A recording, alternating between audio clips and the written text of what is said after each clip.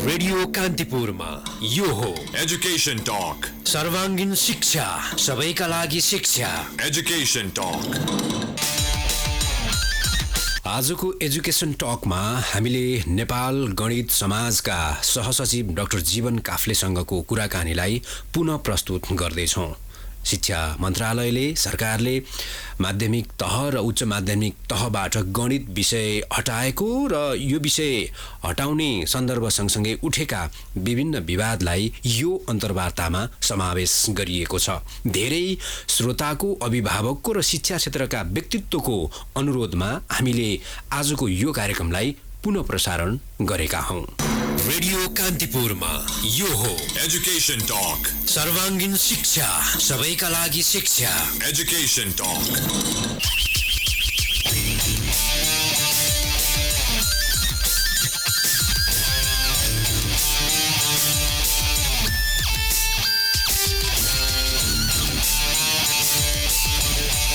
नमस्कार, एजुकेशन टकबाट आज पनि लक्ष्मी प्रसाद पोखरेलको साथमा भूपेन्द्रको रेडियो कान्तिपुर रेडियो राष्ट्रको सुन्दै हुनुहुन्छ देशभित्र अनि संसारभरिबाट।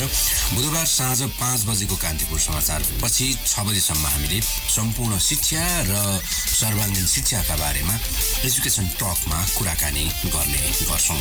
आजको एजुकेशन टकमा मैले पाठ्यक्रम विकास केन्द्रले तयार पारिरहेको नयाँ पाठ्यक्रमको प्रारूपमा गणित विषय अध्ययनको दायरा साँघुरो पारिएको सम्बन्धमा कुराकानी गर्दैछु।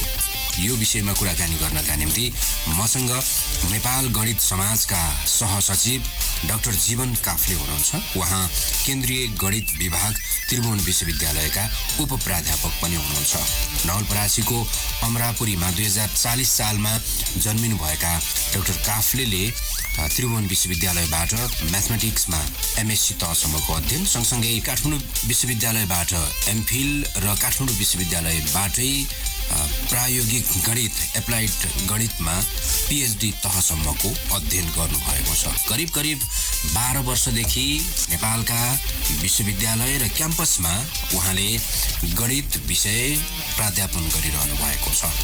म आजको एजुकेशन टकमा समग्र गणित विषयसँग सम्बन्धित रहेर र अहिलेको पछिल्लो विवादलाई लक्षित गर्दै कार्यक्रमको कुराकानीको सुरुवात गर्दैछु। सबैभन्दा पहिले जीवन सरलाई स्वागत गर्छु। यहाँलाई स्वागत छ कार्यक्रममा। धन्यवाद भूपेन्द्रजी। मैले सिधै जान्छु गणित विषयको पछिल्लो विवादका विषयमा। पाठ्यक्रम विकास केन्द्रले तयार पार्न लागिरहेको नयाँ पाठ्यक्रममा गणित विषय अध्ययनको विशेष गरी कक्षा 11 र 12मा दायरा साँघुरो पारिँदैछ भन्ने प्रसङ्गहरू बाहिर आइरहेका छन्। सञ्चार माध्यममा पनि यी विषयमा खबरहरू सार्वजनिक भइसकेका छन्।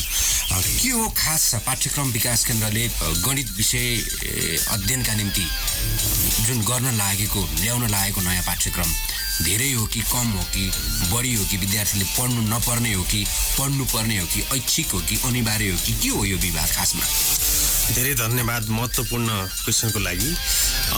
हामी विगत 2 वर्षभन्दा अगाडिदेखि पाठ्यक्रम विकास केन्द्रसित यो गणित र यो अहिलेको पाठ्यक्रम सम्बन्धी बहसमै छौँ र एउटा विवाद पनि भइरहेको छ। अहिले ल्याउन खोजिरहेको पाठ्यक्रममा जहाँ चाहिँ 3वटा ऐच्छिक सब्जेक्टहरू राखिएको छ र त्यसमा चाहिँ बायोलोजी पढ्ने समूहका विद्यार्थीहरूले म्याथमेटिक्स पढ्न नपाउने अवसर र म्यानेजमेन्ट स्ट्रिमका विद्यार्थीहरूले गणित र व्यावसायिक गणित दुवै लिन नपाउने समस्याका कारणले गर्दा एउटा खालको यो गणितको विषय अलि पेचिलो बन्न गइरहेको छ र गणित विज्ञानको मेरुदण्ड भएको कारणले गर्दा यसलाई ओझेलमा पार्ने तरिकाले जुन पाठ्यक्रमहरू स्ट्रक्चरहरू ल्याउन खोजिरहेको छ त्यसमा हाम्रो अलिकति आपत्ति छ। कस्तो पाठ्यक्रम कस्तो ल्याउँदैछ? प्रारूप कस्तो हो?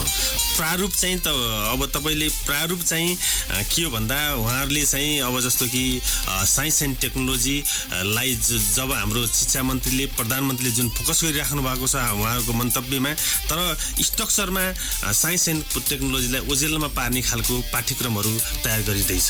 भनेपछि कस्तो छ स्ट्रक्चर कस्तो छ जस्तो अनिवार्य विषयको रूपमा पढ्नुपर्ने 11-12 कक्षामा विषयहरू के छन् गणित विषयको स्थान कहाँ छ हामीले अब पाठ्यक्रम विकास केन्द्रका महानिर्देशक डाक्टर लेखनाथ पौडेलज्यूसँग बारम्बार हामीले छलफल गरिरहेका छौँ र मिडियाहरूमा पनि आइरहेको छ कि 11 क्लासमा अङ्ग्रेजी नेपाली र सामाजिक शिक्षा कम्पलसरी र 3टा ऐच्छिक सब्जेक्टहरू र क्लास 12 मा चाहिँ अङ्ग्रेजी नेपाली र जीवनोपयोगी कम्पलसरी सब्जेक्ट र 3टा ऐच्छिक सब्जेक्टको रूपमा उहाँहरूले प्लान गरिराख्नु भएको छ तर यो गर्दा हाम्रो टोटल 12 वटा विषयहरू विद्यार्थीहरूले 11-12 मा पढ्ने छन् पहिला 10 वटा थिए सब्जेक्टहरू बढेको छ तर चाहिँ साइन्स र टेक्नोलोजीलाई ओजेलमा पाल्ने खालको स्ट्रक्चर ल्याउँदैछ भनेपछि कस्तो छ तपाईले ओजेलमा पार्ने त भन्नुभयो जस्तो 10 वटा विषयको सट्टा 12 वटा विषयको अध्ययन हुँदैछ हैन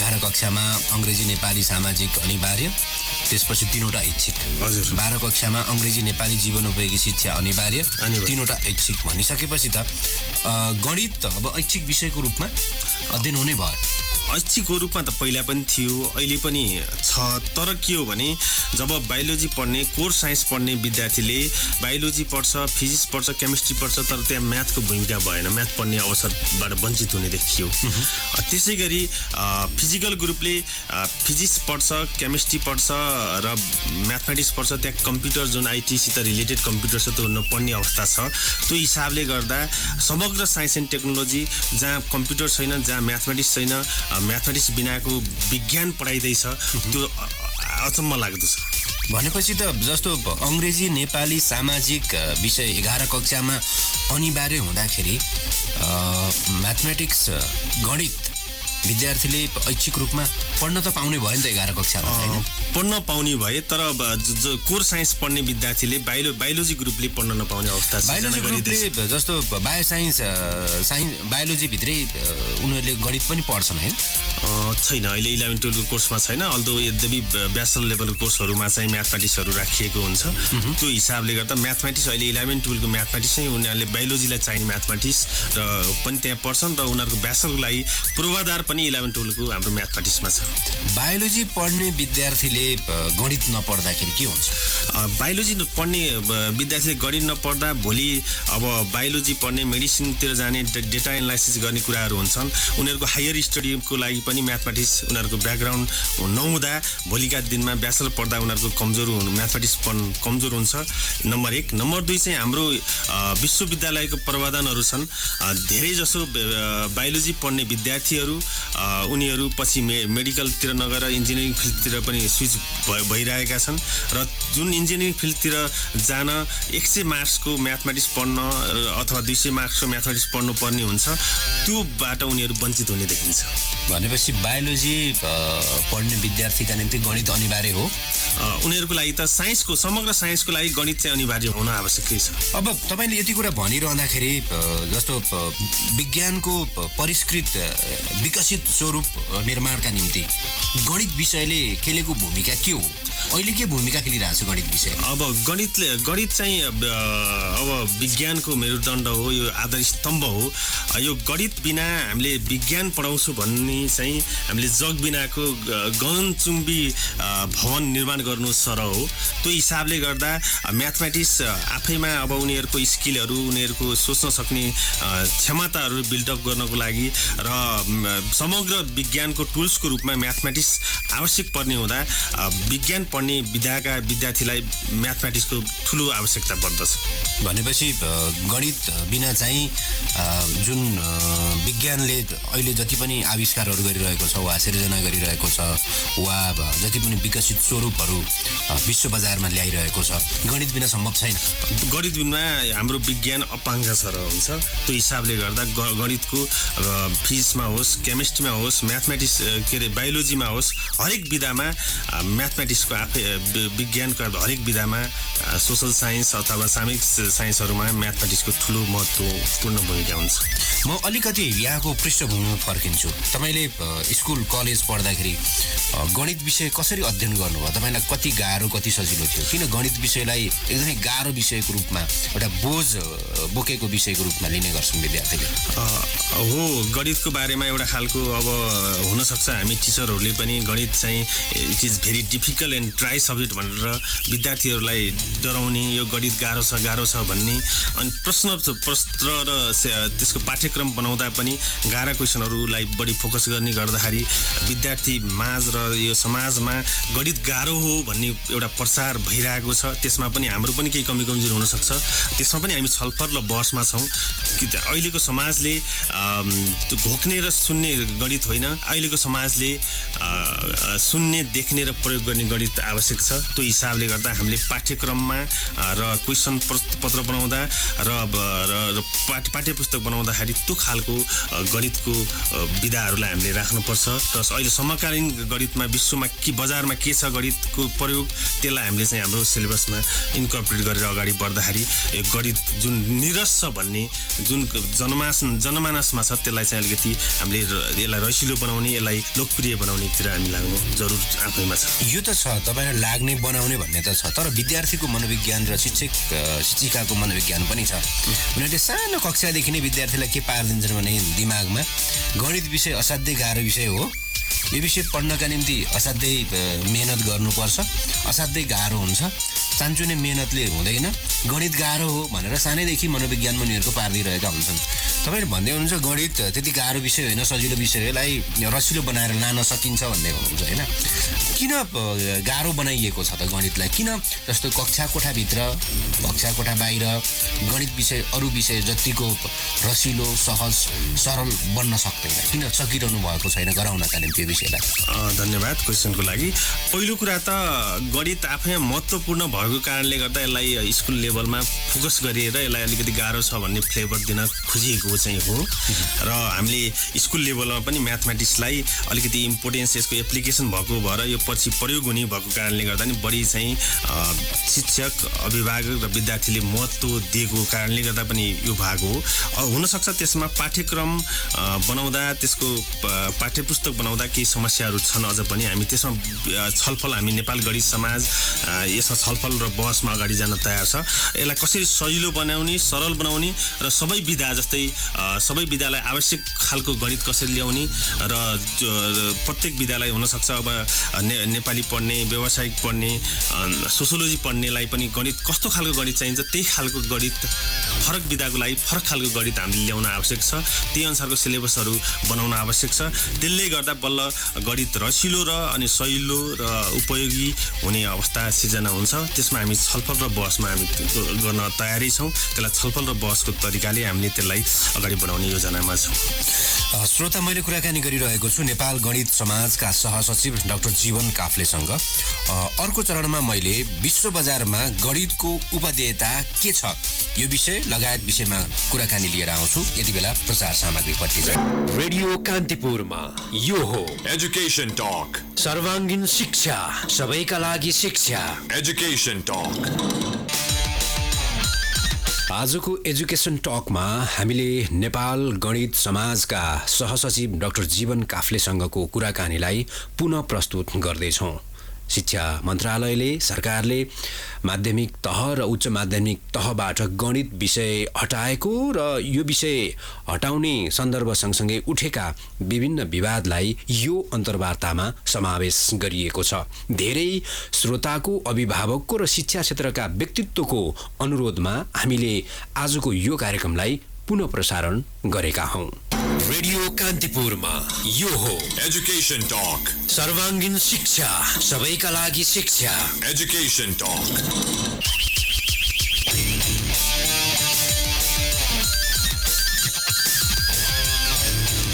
एजुकेसन टकमा फेरि पनि तपाईलाई स्वागत छ। मैले आजको एजुकेसन टकमा नेपाल गणित समाजका सहसचिव एवं केन्द्रीय गणित विभाग त्रिभुवन विश्वविद्यालयका उपप्राध्यापक डाक्टर जीवन काफ्लेसँग कुराकानी गरिरहेको छु।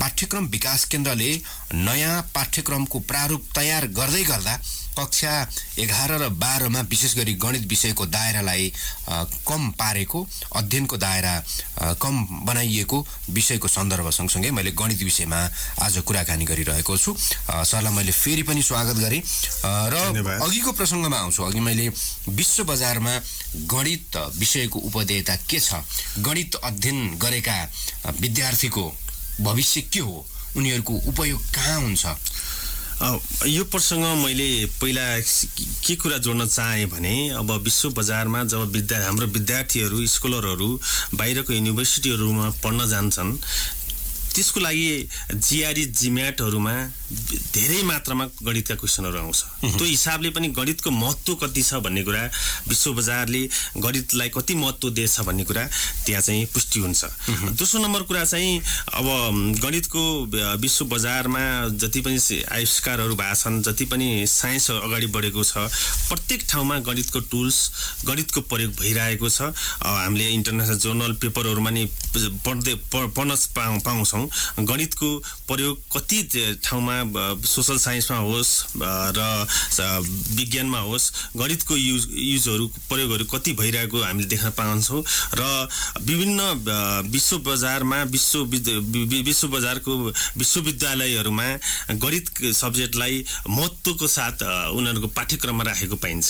कतै विश्व बजारमा गणितलाई कम्पलसरी रूपमा पनि 11-12 राखेको पाइन्छ, कतै चाहिँ ऐच्छिक रूपमा गणितलाई महत्त्व दिएर र विज्ञानका सब्जेक्टहरूलाई महत्त्व दिएर राखिएको पाइन्छ। जस्तो तपाईँ जस्तो स्कलर भयो भने, गणित विषय अध्ययन गरेको स्कलर भयो भने, तपाईँ नेपालबाट बाहिर जानुभयो भने, मानौ युरोप, अमेरिका या अस्ट्रेलिया पुग्नु भयो भने तपाईँको उपदेयता के, तपाईँले गर्ने के हुन्छ? हामीले गणितलाई प्रयोगमा लान सक्नुपर्छ र यो समाजसित, यो समाजका समस्याहरूलाई त्यसलाई सल्भ गर्ने तर्फ गणितलाई प्रयोग गर्न लाग्नुपर्छ र हामीले प्रयोग पनि गरिरहेका छौँ। गणितको प्रयोग पनि रियल लाइफ सिचुएसनका प्रब्लमहरूलाई सल्भ गर्ने, त्यसलाई सोलुसन दिने काम चाहिँ गणितको टुल्सको रूपमा गणितले गरिरहेको छ। विश्व बजारमा त्यो खालको रिसर्चहरू ट्रेन्ड अहिले चलिरहेको छ। जस्तो गणित अध्ययन गरिसकेपछि, ज्ञान लिइसकेपछि हाम्रो समाजमा बढी के देखिन्छ भने गणित विषय पढाउने, प्राध्यापक बन्ने, मास्टर बन्ने, विद्यार्थीलाई पढाउने, गणित विषय पढिसकेपछि जिम्याट जिआरईहरू पढाउने, एउटा अर्को मास्टर बन्ने, प्राइभेट र सरकारी स्कुल विश्वविद्यालयहरूमा पढाउने मास्टर मात्रै बन्ने हो भन्ने खालको मनोविज्ञान छ गणित विषय अध्ययन गरिसकेपछि। त्योभन्दा परको फराकिलो दायरा के हो? गणित विषय अध्ययन गर्ने अध्येताले शिक्षा दिने बाहेक, पढाउने बाहेक, करिकुलम बनाउने बाहेक गर्न के सक्छ त्योभन्दा बढी? हाम्रो अहिले नेपालको कन्टेक्स्टमा गणित भनेको टिचिङसित एकदम डाइरेक्टली लिङ्क गर्ने चलन छ। हुन त नेपालको समाजमा हाम्रो युनिभर्सिटी लेभलमा प्रशस्तै गणितको बारेमा खोज अनुसन्धान भइरहेको पनि छ। पहिलो काम चाहिँ गणित पढेको मान्छेले टिचिङ गर्नु आफ्नो एउटा कर्तव्य पनि हुनसक्छ, आफ्नो रिसर्चलाई टिचिङसित कनेक्ट गर्ने एउटा अवसर पनि हुनसक्छ। र अर्को कुरा, हामीले त्यसलाई गणितलाई रिसर्चमा अगाडि बढाउने र इन्डस्ट्रीसित जोड्ने काम पनि गर्नुपर्छ र रियल लाइफको सिचुएसनको जुन प्रब्लम छ त्यसलाई सल्भ गरेर हाम्रो देश समाजलाई एउटा खालको सोलुसन गणितले दिइरहेको पनि छ, दिन पनि सकिन्छ र विश्व बजारमा त्यो दिइरहेको छ। हामी त्यो डिरेक्सनतिर जान आवश्यक छ अहिले। गणितको जुन आविष्कार भयो, गणित विषयको, यो आविष्कारले हाम्रो अध्ययनलाई, स्कुल लेभलको अध्ययनलाई वा विश्वविद्यालयको अध्ययनलाई जटिल बनाएको हो? त्यो कदापि होइन, त्यसले झन् सहज बनाइदिएको छ। अब जस्तै अब साइन्सका, सोसल साइन्सका सब्जेक्टहरूलाई गणित टुल्स नभइदिएको भए अहिले उहाँहरूलाई पढाउनलाई, पढ्नलाई, रिसर्च गर्नलाई कति कठिन हुन्थ्यो होला। त्यसले गणितले त सहज पो बनाइदिएको छ, त गाह्रो मात्रै होइन। अब पढ्ने प्रक्रियामा गणितलाई हामीले गाह्रो तरिकाले बुझिरहेछौँ, त्यो फरक पाटो हो। त्यसलाई हामीले कसरी सजिलो बनाउने त्यतातिर सोच्नुपर्छ। गणितले यो समाजलाई, यो अरू विषयहरूलाई पक्कै पनि सजिलो बनाएको छ। यसले टुल्सको रूपमा काम गरिरहेको छ। गणितले जस्तो विज्ञान प्रविधिमा जति पनि आविष्कारहरू भइरहेका छन्, जति पनि नयाँ नयाँ कुराहरू आइरहेका छन्, साइन्टिस्टहरूले इन्भेन्सन गरिरहनु भएको छ, त्यो क्षेत्रमा गणितज्ञहरूको भूमिका, संलग्नता के छ, कस्तो छ? यहाँको अध्ययनले के देख्नु भएको छ? अब गणित हामीले गणितलाई अहिले चाहिँ दुईटा भागमा डिभाइड गरेका छौँ। एउटा चाहिँ एप्लाइड म्याथमेटिक्स र अर्को प्योर म्याथमेटिक्स। प्योर म्याथमेटिक्सले हामीलाई थ्योरी दिन्छ र त्यो थ्योरीलाई हामीले चाहिँ एप्लाइड म्याथडले एप्लाई गर्छ, एप्लिकेसनमा युज गर्छौँ। त्यो हिसाबले गर्दा यो विश्व बजारमा रिसर्चमा गणितले पक्कै पनि धेरै नै कन्ट्रिब्युसन गरेको देखिन्छ। त्यो हिसाबले हामीले चाहिँ गणितलाई कम गरेर, गणितलाई पाठ्यक्रममा कम गरेर अगाडि बढाउँदा भोलिका सन्ततिहरूलाई यसले डाइरेक्टली इफेक्ट पर्ने देखिन्छ। जस्तो मैले भन्न खोजेको के भने गणितज्ञहरूको इन्भेन्सनमा भूमिका के थियो हिजोका दिनमा? जस्तो आविष्कारहरूमा वैज्ञानिकहरूसँग गणितज्ञहरूले के कस्ता सहकार्य गरेका छन् विश्व बजारमा? केही छन् त्यस्ता कुराहरू? त्यो पक्कै पनि धेरै नै छन्। त्यो गणितज्ञहरू जस्तै हाम्रा सुरुका साइन्टिस्टहरू धेरै गणितज्ञ पनि हुनुहुन्थ्यो। त्यो हिसाबले गर्दा गणितका विभिन्न स्वरूपमा एप्लाइड म्याथमेटिक्सको रूपमा जस्तै त्यहाँ बायो म्याथमेटिक्स हुनसक्छ, त्यहाँ चाहिँ अब अप्टिमाइजेसनको कुरा हुनसक्छ, जियो फिजिक्सका कुरा हुनसक्छ, जियो फिजिक्सका कुराहरू हुनसक्छ। त्यो हिसाबले गर्दा म्याथमेटिक्सको इन्भेन्सनहरू विभिन्न चरणमा विभिन्न सब्जेक्टहरूमा अगाडि बढ्दै आइरहेको छ र गणितको रिसर्च ग्रुपमा पनि जस्तै कुनै पनि एप्लाइड म्याथमा एउटा ग्रुप बनाउँदा त्यहाँ जस्तै त्यहाँ चाहिँ इन्जिनियर होला, त्यहाँ म्याथमेटिसियन होला, त्यहाँ चाहिँ सिभिल इन्जिनियर होला, त्यहाँ स्ट्याटिस्टिसियन होला र त्यहाँ एउटा म्याथमेटिसियन आवश्यकै पर्छ। कुनै कुराको पनि मोडलिङ गर्दा, म्याथमेटिकल मोडल गर्दा म्याथमेटिक्सको पक्कै पनि त्यहाँ प्रयोग भइरहेको हुन्छ। तपाईँहरूको जोडिएको विवादमा फेरि म अलिकति फर्किएँ। जस्तो बायोलोजी पढ्ने ग्रुपले गणित पढ्न नपाउने भयो भन्ने एउटा चासो तपाईँहरूको। अर्को कुरा अध्ययनका अरू विभागहरू पनि छन्, जस्तो म्यानेजमेन्ट पढ्ने विद्यार्थी पनि छन्, ह्युम्यानिटिज पढ्ने विद्यार्थी पनि छन्, एजुकेसन पढ्ने विद्यार्थी पनि छन्, लगायतका साइन्स जति पढ्छन् त्यति नै अहिले अझ व्यवस्थापन बढी पढ्ने विद्यार्थीहरूको सङ्ख्या लगभग बढ्दो छ। त्यहाँ त विद्यार्थीले गणित पढ्न पाउँछन् होइन? त्यहाँबाट पनि त राम्रो गणितको जनशक्ति उत्पादन गर्न सकिन्छ। तपाईँहरू बायोलोजी पढ्ने विद्यार्थीले गणित पढ्न पाएनन्, गणित पढ्ने दायरा साँगुरो गराइयो भनेर किन यो विवाद उत्पन्न गराइरहनु भएको छ?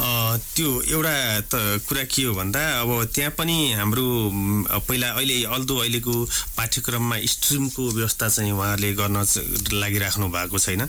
पहिला म्यानेजमेन्ट ग्रुपका स्टुडेन्टहरूले गणित र व्यावसायिक गणित उनीहरूले पढ्न चाहे पढ्न पाउँथे, तर त्यो पढ्यो भने भोलि सिए जाने, आइटी जाने स्टुडेन्टलाई म्याथमेटिक्सको ठुलो भूमिका हुन्थ्यो। तर अहिले उहाँहरूले व्यवस्था गरे अनुसार गणित र व्यावसायिक गणित एउटै ग्रुपमा राखेर त्यो दुईटै रोज्न पाउने पहिलाको परिस्थितिलाई उहाँहरूले वञ्चित लगाउन खोजिराख्नु भएको छ। त्यसै गरी पक्कै पनि अब ह्युम्यानिटिज ग्रुपका विद्यार्थीहरूले पनि केही मात्रामा गणित पढेको पाइन्थ्यो र अहिले अब जम्मा 3टा अप्सनल सब्जेक्ट भइसकेपछि अब गणित लिने, उनीहरूको आफ्ना कोर सब्जेक्ट लिने, त्यहाँ एउटा उनीहरूलाई चाहना हुँदा पनि कि कोर सब्जेक्ट छोड्नु पर्यो कि चाहिँ गणितलाई छोड्नु पर्यो, त्यो दुईटा दुविधामा विद्यार्थीलाई पार्ने अवस्था सिर्जना गरिँदैछ। त्यो चाहिँ विडम्बना हो। भनेपछि जस्तो बायोलोजी पढ्ने विद्यार्थीले गणित पढ्न पाएनन् भने उनीहरू पूर्ण रूपमा जुन आफ्नो विषय अध्ययन छ त्यो अध्ययनको विषयमा चाहिँ उनीहरू पूर्ण रूपमा सक्षम हुन्नन् भन्ने तपाईँहरूको भनाइ हो? पहिलो नम्बर कुरा उनीहरू सक्षम हुँदैनन्। उनीहरूलाई बायोलोजी ग्रुपका विद्यार्थीलाई पनि म्याथमेटिक्सको आफैमा आवश्यकता पर्छ। अर्को चाहिँ हाम्रो विश्वविद्यालयमा जुन क्राइटेरिया छ त्यो जुन चाहिँ बायोलोजी पढ्ने विद्यार्थीहरू इन्जिनियरिङ पढ्छन्, कृषि पढ्छन्, वन विज्ञान पढ्छन्, त्यो पढ्ने तर्फ पनि वञ्चित हुने देखिन्छ। त्यसले गर्दा विद्यार्थीलाई एउटा खालको भोलिका दिनमा अरू सब्जेक्टहरूमा स्विच हुने अवस्थाबाट वञ्चित गरिन्छ। भनेपछि त त्यसो भए त विद्यार्थीले अथवा अभिभावकले वा उनीहरूको गाइडेन्स जसले गर्छ शिक्षक शिक्षिकाले तिमी भोलि तिम्रो लक्ष्य के हो, उद्देश्य के हो, त्यहीलाई टार्गेट गरेर मात्रै सुरुमै विषय पढ भनेर छाने भने त अरू डिपार्टहरूमा विद्यार्थी पहिले नै जान सक्ने भयो नि त हैन? त्यो एउटा 11 पढ्दै गरेको भर्खरको विद्यार्थीले अब उसको करियरको बारेमा उसले पहिला डाक्टर बन्ने सोचिरहेको हुन्छ। अब सबैजना डाक्टर बन्न सफल पनि हुँदैनन्। उनीहरूले जब बल्ल 11 को इक्जाम दिएपछि उनीहरूको परिस्थिति आफूले मूल्याङ्कन गरेपछि बल्ल उनीहरू कुन एरियातिर जाने अर्को डिसाइड गर्छन्। त्यो हिसाबले गर्दा त्यो टाइममा उनीहरूलाई यो डिरेक्सनतिर जा भन्नु आफैमा कति उपयोगी हुन्छ। अर्को कुरा चाहिँ जस्तो कि म्याथमेटिक्स नपढिकन बायो ग्रुपले फिजिक्स कसरी पढ्छ, त्यहाँ इन्टिग्रेसन डेरिभेटिभका कुराहरू छन्, त्यो म्याथको अहिले डाइरेक्ट कनेक्सन भइरहेको हुन्छ, केमिस्ट्रीमा कनेक्सन भइरहेको हुन्छ। त्यो हिसाबले गर्दा उनीहरूको 11-12 को पढाइलाई नै त्यसले बाधा व्यवधान गर्छ। त्यसलाई कसरी सेटल गर्छ त, त्यो नि कठिन छ।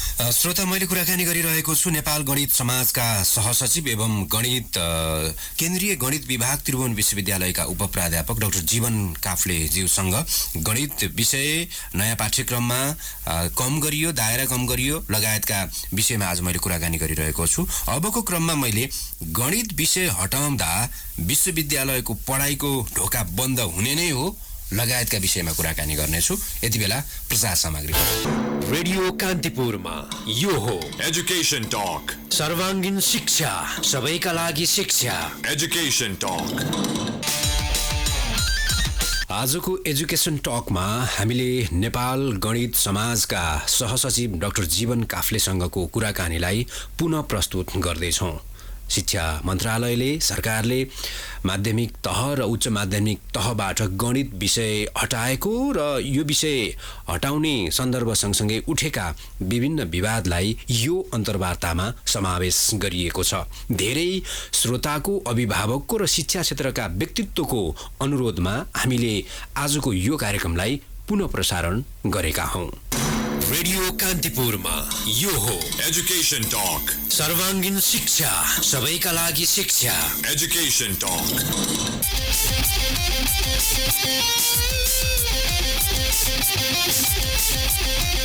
एजुकेसन टकमा फेरि पनि यहाँलाई स्वागत छ। म भूपेन्द्र छु तपाईँको साथमा लक्ष्मी प्रसाद पोखरेलसँगै। आज मैले गणित विषयका बारेमा कुराकानी गरिरहेको छु। नेपाल गणित समाजका सहसचिव एवं केन्द्रीय गणित विभाग त्रिभुवन विश्वविद्यालयका उपप्राध्यापक डाक्टर जीवन काफ्लेज्यूसँग। अघि मैले प्रसङ्ग उठाएको थिएँ, गणित विषय हटाउँदाखेरि विश्वविद्यालयको पढाइको ढोका बन्द हुन्छ। पक्कै पनि अब विश्वविद्यालयको ढोका बन्द हुने अवस्था सिर्जना गरिँदैछ। अब जस्तो कि हाम्रो विश्वविद्यालयको क्राइटेरिया के छ भने त्रिभुवन विश्वविद्यालय बाहेक अरू विश्वविद्यालयमा चाहिँ 100 मार्क्सको गणित पढ्दा पनि उनीहरूले इन्जिनियरिङ पढ्ने व्यवस्था छ। बायो ग्रुपका विद्यार्थीले पनि इन्जिनियरिङ पढ्ने व्यवस्था छ।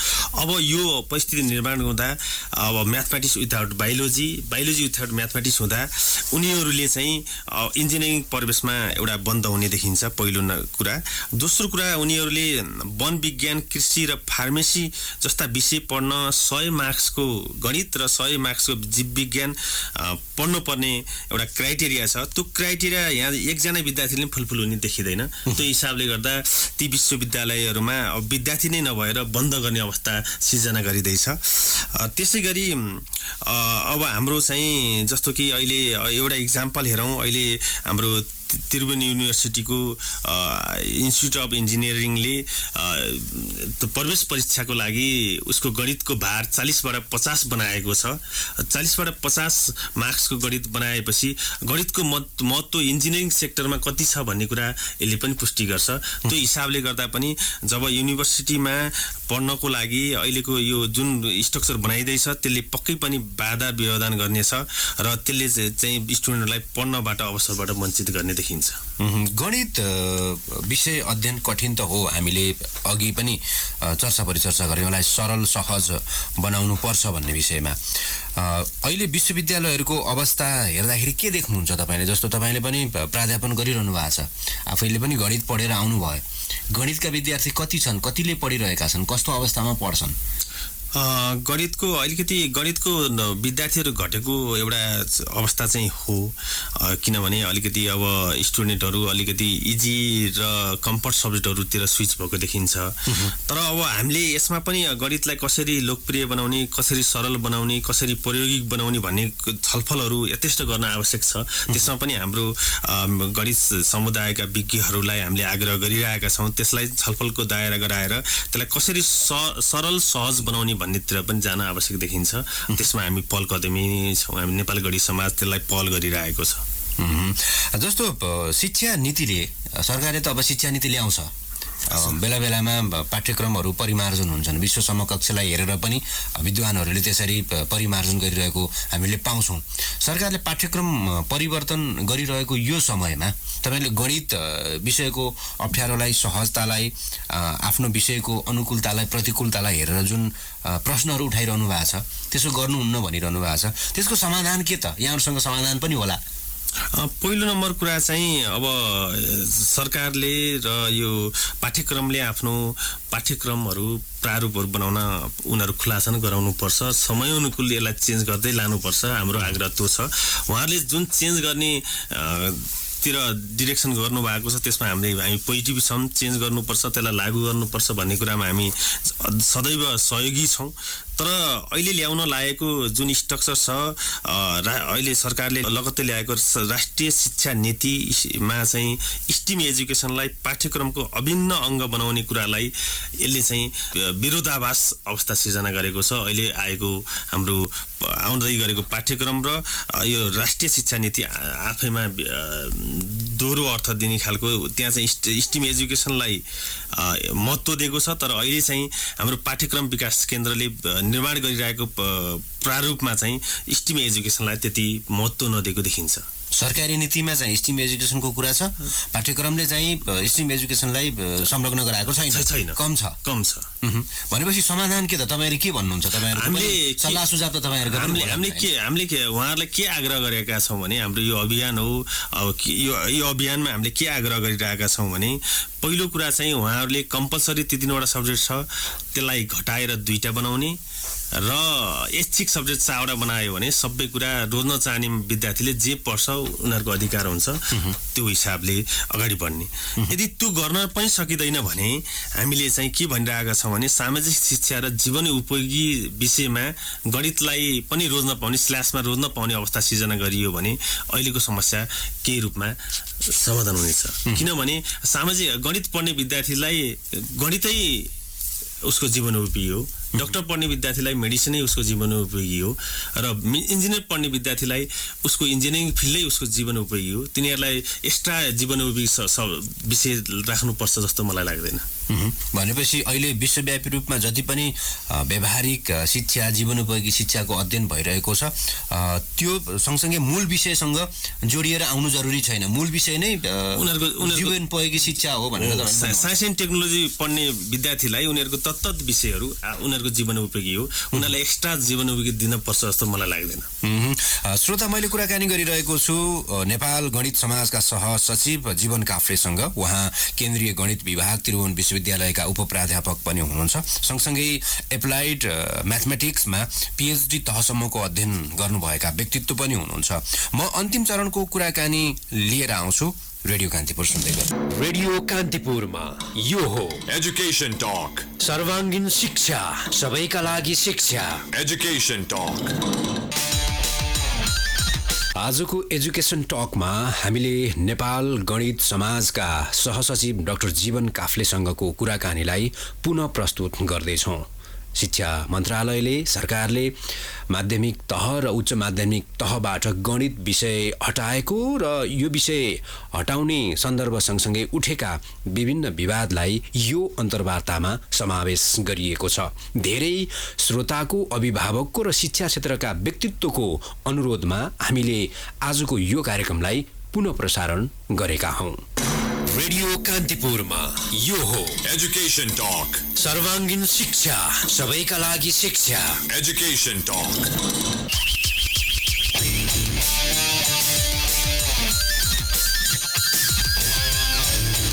यो अन्तिम चरणको कुराकानीमा फेरि पनि तपाईलाई स्वागत छ एजुकेसन टकमा। मैले नेपाल गणित समाजका सहसचिव एवं केन्द्रीय गणित विभाग त्रिभुवन विश्वविद्यालयका उपप्राध्यापक डाक्टर जीवन काफ्लेसँग कुराकानी गरिरहेको छु। नेपाल पाठ्यक्रम विकास केन्द्रले बनाइरहेको नयाँ पाठ्यक्रमको प्रारूपमा गणित विषयलाई अलिकति चेपियो, साँघुरो बनाइयो। गणित विषय अध्ययनको दायरा लगायतका विषय र विवाद सँगसँगै गणित विषयको समग्र अध्ययनका बारेमा आजको एजुकेसन टकमा मैले कुराकानी गरिरहेको छु। साला अन्तिम चरणमा मैले फेरि स्वागत गरेँ। मैले अघि गणितको अप्ठ्यारोको कुरा पनि गरेँ, शिक्षा नीतिले पार्ने प्रभावको कुरा पनि गरेँ, समाधानका कुरा पनि यहाँले राख्नुभयो। समग्रमा गणित विषय अध्ययनप्रति हाम्रो समाजको मनोविज्ञान के छ, यहाँले के पाउनुहुन्छ? तपाईले अहिले पढाइरहनु भएको छ, विद्यार्थीहरू के भन्छन् तपाईलाई, अभिभावकले के भन्छन् हैन? समाजको दृष्टिकोण के छ गणित विषय अध्ययन प्रति? मनोविज्ञान के हो समाजको? समाजको विद्यार्थीको मनोविज्ञान के छ भन्दा गणित सबै स्ट्रिमका विद्यार्थीले पढ्न आवश्यक छ। गणितको आफ्नो इम्पोर्टेन्स छ। गणित चाहिँ 11-12 का विद्यार्थीहरूले पढ्न आवश्यक छ भनिराख्नु भएको छ। तर यसमा चाहिँ सिलेबसमा उहाँहरूले क्वेसन एराइज गरिराख्नु भएको छ। सिलेबस जटिल भयो, कठिन भयो भन्ने कुराहरू उहाँहरूले उठाइराख्नु भएको छ। त्यो हिसाबले गर्दा गणित हुनु हुँदैन भन्ने कुरा चाहिँ कुनै पनि अभिभावकले भन्नु भएको छैन। कुनै पनि विद्यार्थीले गणित चाहिँ पाठ्यक्रममा समावेश गरिनु हुँदैन भन्ने कुराहरू गर्नु भएको छैन। यसलाई कसरी सरल र सहज बनाउने तिर चाहिँ गणितका विज्ञहरू लागिदिनुस् भन्ने कुराहरूको आग्रह चाहिँ छ। भनेपछि अब हाम्रो समाजमा जस्तो हामी विकासोन्मुख राष्ट्र, शिक्षाको स्थिति हेर्ने हो भने एकदमै न्यून छ, चेतना स्तर पनि एकदमै कम छ। हाम्रो समाजमा बिल्डअप भइरहेका, बढिरहेका, जन्मिरहेका, हुर्किरहेका जनशक्तिका निम्ति गणित विषय कति सहज, कति गाह्रो हो? म फेरि त्यो प्रश्न घुमाएर फेरि त्यही आइपुगेँ। हाम्रा विद्यार्थीका निम्ति जुन स्कुल लेभलदेखि तयार पारिएका गणितका पाठ्यक्रमहरू छन्, ती कतिका गाह्रा हुन् अहिलेका निम्ति? सरल बनाउन सकिन्छ कि सकिन्न? के हो, यहाँहरूले के गरिरहनु भएको छ तपाईको यसमा? यो समाजमा चाहिँ अहिले आएको हाम्रो स्कुल लेभलको 11-12 सम्मको पाठ्यक्रममा चाहिँ गणितमा हामी अलिक महत्त्वाकांक्षी भयौँ कि जस्तो लाग्छ मलाई।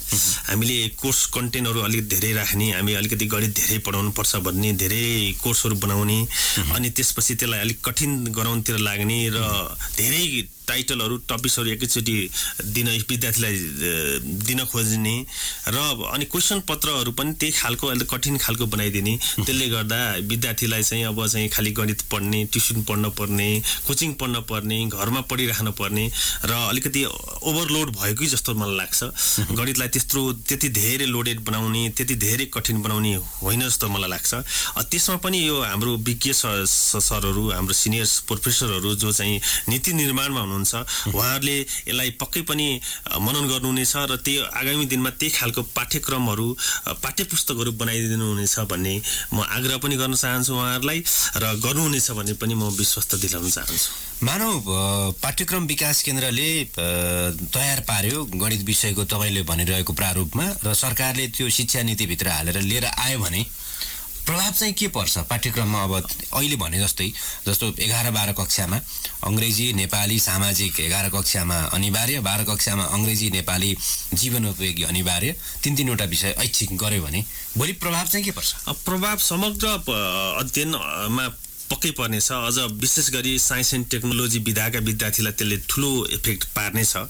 र अब हाम्रो समृद्धिको जुन यो सरकारले नारा लिइरहेको छ, त्यो समृद्धिको नारालाई यो अहिलेको पाठ्यक्रमले मेल खाला जस्तो मलाई लाग्दैन। हामी समृद्धितिर जाने हो कि अब सामान्य कम्पलसरी सब्जेक्ट पढाउने साइन्स एन्ड टेक्नोलोजीलाई छाया पारेर जाने भन्ने क्वेसन आउँछ।